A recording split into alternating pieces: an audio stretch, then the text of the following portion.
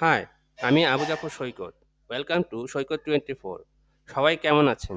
আশা করি ভালোই আছেন। শুরু করছি ডাটা এন্ট্রি টিউটোরিয়াল। আশা করছি প্রথম 5টি ক্লাস করলেই ডাটা এন্ট্রি সম্পর্কে ভালো একটি ধারণা পেয়ে যাবেন। এরকম 40 থেকে 50টি ক্লাস দেওয়ার ইচ্ছা রয়েছে। তো প্রথমেই জেনে নিই কাজটি আমরা কোথায় করব বা কোথায় কাজটি আমরা পাবো। এরকম কাজ করার জন্য আমাদের যে মার্কেট প্লেস রয়েছে fiverr.com এমন একটি মার্কেট প্লেস, আরও রয়েছে আপওয়ার্ক এবং freelancer.com। আপনি নেটে খুঁজলে এরকম আরও অনেক রকম মার্কেট প্লেস পাবেন, যেখানে আপনি ডাটা এন্ট্রি কাজটি করতে পারবেন। তো আমরা কোনো একটি ব্রাউজারে চলে যাই। তো এখানে আমরা লিখি যে fiverr.com।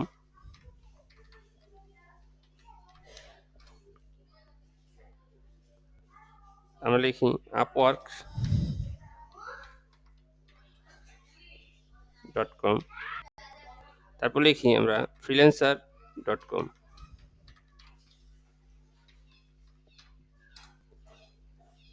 দেখুন fiverr.com-এ আমরা যদি এখানে ডাটা এন্ট্রি লিখে সার্চ করি,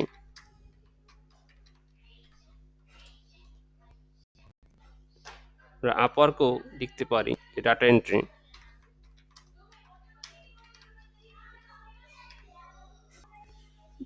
দেখুন আমরা যদি ডাটা এন্ট্রি লিখে সার্চ করি, এখানে আমাদের ডাটা এন্ট্রি যে কাজ যে রয়েছে, independent bill, finance contract information, excel spreadsheet design, এরকম হাজারো রকম ডাটা এন্ট্রি কাজ রয়েছে। তা আপনি এখান থেকে ফিল্টারিং করেও ডাটা এন্ট্রির কাজগুলো করতে পারেন। তারপর দেখুন ফাইবারে আমরা যদি এখানে ডাটা এন্ট্রি লিখে সার্চ করি, তাহলে দেখুন আমাদের ডাটা এন্ট্রির অসংখ্য কাজ নিয়ে আমাদের সামনে অনেক হাজির হবে। এরকম হাজার হাজার গিগ আপনি দেখতে পাবেন। দেখুন এই যে লোকের এখনও তিনি 1K অর্থাৎ 1000 কাজ কমপ্লিট করেছেন। তার 5 স্টার রেটিং রয়েছে। তিনি 349টি কাজ করেছেন। এভাবে প্রত্যেকেই কিছু না কিছু কাজ করেছেন এবং তাদের হাতে কিছু না কিছু কাজ এখনও পেন্ডিং রয়েছে। আমরা ডাটা এন্ট্রি কাজে সাধারণত কি করে দেখুন, এখানে টাইপিং কাজ রয়েছে, ডাটা এন্ট্রি কাজ, data collection, copy paste, PDF to Excel. তো এই ধরনের কাজগুলোই আমরা মূলত এই টিউটোরিয়ালে দেখাবো। এই ডাটা এন্ট্রি কাজটি আমরা এমনভাবে শেখাবো যাতে সহজেই আপনি মনে রাখতে পারেন এবং শিখতে পারেন। তা আজকে ডাটা এন্ট্রি ক্লাসের আমাদের প্রথম ক্লাস সাজেস্ট থাকবে। আমাদের যে ক্লাসগুলো রয়েছে মনোযোগ সহকারে দেখবেন। যদি আপনি শুরু থেকে শেষ পর্যন্ত দেখেন এবং নিয়মিত প্র্যাকটিস করেন, তাহলে আপনি ভালো দক্ষতা অর্জন করবেন। আপনি যদি কোনো মার্কেট প্লেসে কাজ নাও করেন, তারপরও এটা আপনার যে পার্সোনাল স্কিল রয়েছে সেটাকে ডেভেলপ করবে। আপনার সিভিতে এটা যুক্ত করলে আপনার সিভির যে মূল্য বেড়ে যাবে।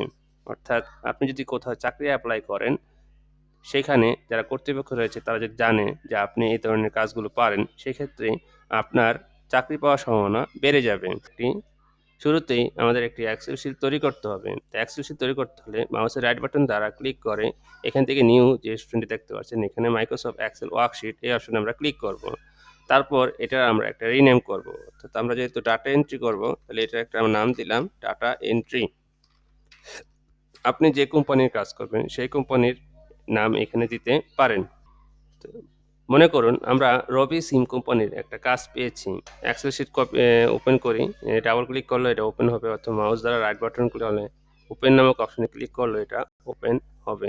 তো এখানে আমরা এই যে এক্সেল শিট, এই এক্সেল শিটে আমরা একটা কোন কোম্পানির কাজ করছি সেই কোম্পানির একটা নাম দিতে হবে।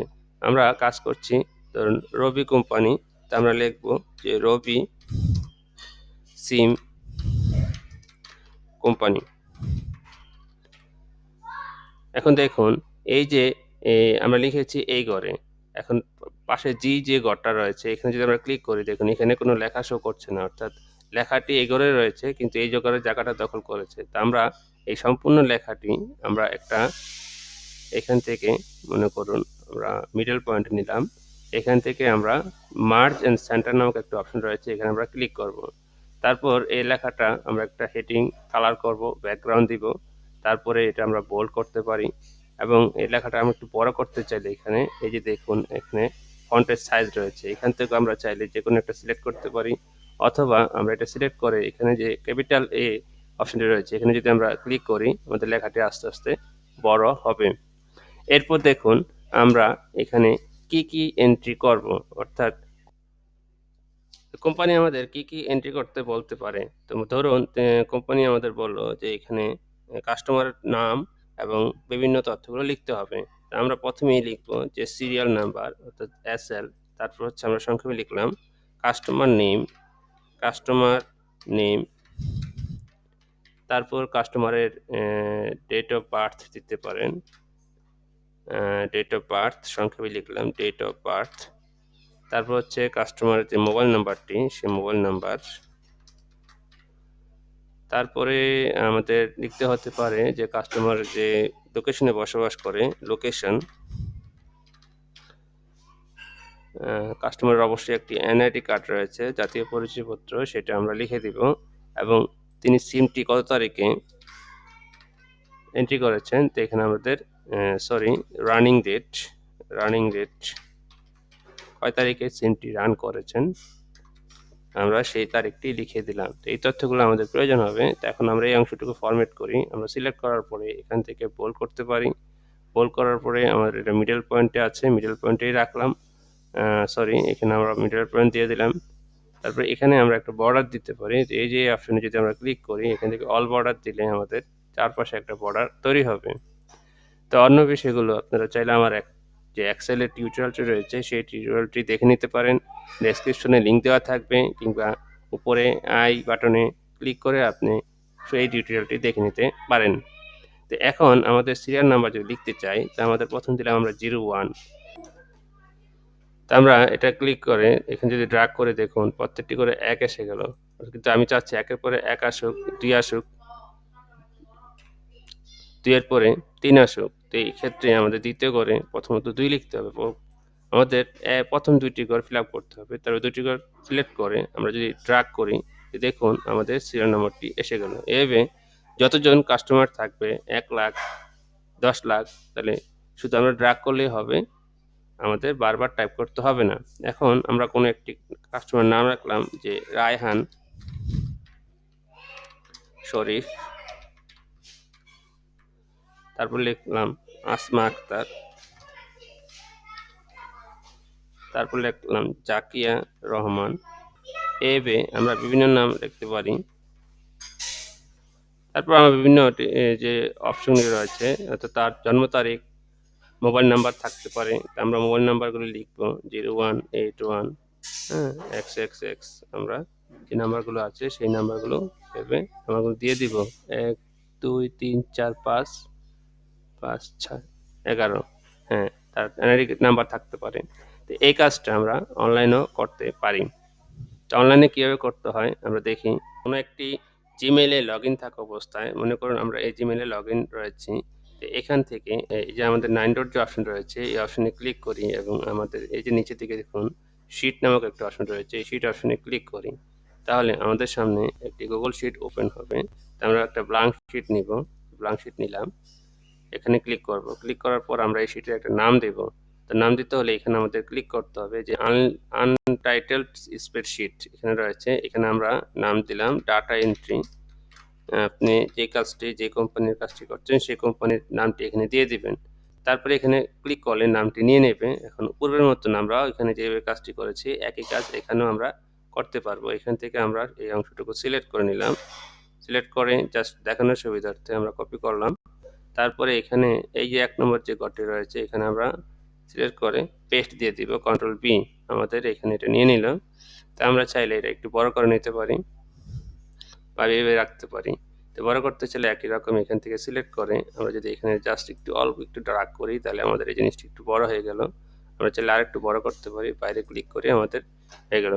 তা আমরা চাইলে এই সম্পূর্ণ ঘরে একটা বক্স দিতে পারি। তারপরে সিলেক্ট করলাম, সিলেক্ট করার পরে আমাদের এই যে অপশনটি রয়েছে বর্ডার, এই বর্ডার অপশনে ক্লিক করলে আমাদের কোন বর্ডারটি দিতে চাচ্ছে এখানে শো করছে, এটা দিলে আমাদের নিচের দিকে দাগ হবে। এখানে প্রথমটি আমি দিলাম, আমাদের দাগ তৈরি হবে। আমরা যদি দাগ না দিতে চাই যে ক্লিয়ার বর্ডার অর্থাৎ এখানে দিলে আমাদের দাগগুলো উঠে যাবে। তা আমি এই ঘরটি একটু ছোট করে নিই, আমার নামের ঘরটি বড় হবে, সিরিয়াল নাম্বারটি একটু ছোট হবে, আমি নামের ঘরটি একটু বড় করে দিই, ধরলাম নামের ঘরটি একটু বড় হয়ে গেল। তো তো পরবর্তীতে এখানে আমরা ফিল আপ করতে পারি। আবার এমন যদি হয় আপনি কি কাজ করছেন ক্লায়েন্ট জানতে চাচ্ছে, সেক্ষেত্রে আমরা যে উপরে শেয়ার যে অপশনটি দেখতে পাচ্ছি এর মাধ্যমে আমরা আমাদের কাজটি তার সাথে শেয়ার করতে পারি। আমরা এই শেয়ার অপশনে ক্লিক করব। শেয়ার অপশনটি ক্লিক করলে দেখুন এখানে অ্যাড পিপল অর্থাৎ আমি কাকে দেখাতে চাচ্ছি, সেক্ষেত্রে দেখাতে চাইলে এই রেস্ট্রিক্ট অপশনটি অবশ্যই তুলে দিতে হবে। হ্যাঁ? এনিওয়ান উইথ দ্য লিঙ্ক অর্থাৎ লিঙ্কের মাধ্যমে এটা আমি শেয়ার করতে পারি। আর যদি তাকে আমি দেখাতে চাই সেক্ষেত্রে তার যে জিমেইল অ্যাড্রেসটি আছে এই জিমেইল অ্যাড্রেসটি এখানে দেওয়ার পরে আমাকে ডান দিতে হবে। তাহলে ক্লায়েন্ট দেখতে পাবে আমি কাজটি করছি। তে অনলাইনে কাজটি করলে আরেকটি সুবিধা রয়েছে। আমি এটা করছি না, এটা আমি ডিলিট করে দিলাম। এখানে বারবার সেভ দিতে হচ্ছে না। কিন্তু আমি যদি কম্পিউটারে আমার ডিভাইসে কাজটি করি, সেক্ষেত্রে আমার বারবার সেভ দিতে হবে। কিন্তু অনলাইনে আমাদের বারবার সেভ দিতে হবে না। বিদ্যুৎ চলে যেতে পারে, কম্পিউটারে ডিস্টার্ব দিতে পারে। সেক্ষেত্রে আমাকে বারবার সেভ দিতে হচ্ছে না। কাজটি সেভ থাকবে এবং ক্লায়েন্টও জানতে পারবে আমি কাজ করছি, কতটুকু করছি। সো এই ছিল আমাদের আজকের ভিডিও। আশা করি বুঝাতে পেরেছি। তো কেমন লাগলো কমেন্টস করে জানাতে ভুলবেন না। লাইক শেয়ার করে সাথেই থাকুন। দ্বিতীয় ক্লাস দেখার আমন্ত্রণ জানিয়ে শেষ করছি আজকের ডাটা এন্ট্রি ক্লাস। আল্লাহ হাফেজ। ভালো থাকবেন।